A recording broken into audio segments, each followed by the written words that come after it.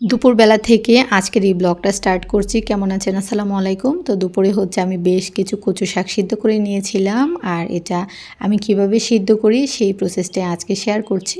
এখানে হচ্ছে আমার প্রেশার কুকারটা যেহেতু ছোট, সেজন্য অল্প অল্প করে আমি দিয়ে সিদ্ধ করে নিচ্ছিলাম। আর সিদ্ধর সময় আমি এটাতে পেঁয়াজ, রসুন, কাঁচামরিচ, লবণ অ্যাড করে দিয়েছি। প্রেশার কুকারে কচু শাক সিদ্ধ করলে দেখা যায় যে খুব তাড়াতাড়ি একদম ভর্তা ভর্তা হয়ে যায়।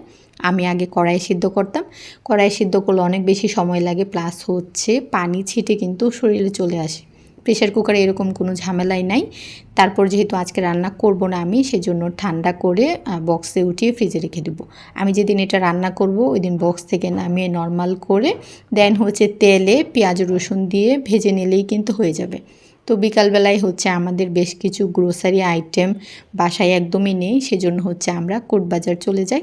আর যেই প্রথমে হচ্ছে আমরা স্বপ্নতে ঢুকে যাই। কেনাকাটা শেষ করে এদিকে হচ্ছে আমি এই ঝুড়িটা দেখছিলাম। এটা কিন্তু অনেক কিউট ছিল দেখতে, আর দামও ছিল মাত্র 99 টাকা।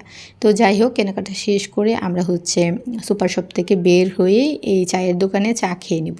এই চায়ের দোকানটা কিন্তু একদম স্বপ্ন যে সুপার শপ ওইটার একদম সামনে, আর চাও কিন্তু অনেক ভালো। এই দোকানের যে ছেলেটা মানে যে চা বিক্রি করে আর কি, ও হচ্ছে একটা স্টুডেন্ট, আর বয়সও কিন্তু খুব অল্প, কিন্তু চা বানায় অনেক ভালো। আমার অনেকবার চা খাওয়া হয়েছে, আমি ওইদিকে গেলেই চায়ের দোকানটা খোলা থাকলেই কিন্তু খাই।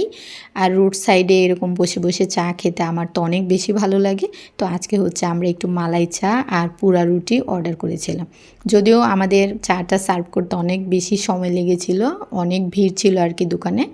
আর পুরা রুটির থেকে একটা স্মোকি স্মোকি ফ্লেভার আমার কাছে খুব ভালো লেগেছে। আপনারা কারা কারা এই চাটা ট্রাই করেছেন অবশ্যই কমেন্টে জানাবেন, আর যারা যারা ট্রাই করেন নাই অবশ্যই ট্রাই করবেন। সো আজকে এই পর্যন্তই, সবাই ভালো থাকবেন। আল্লাহ হাফেজ।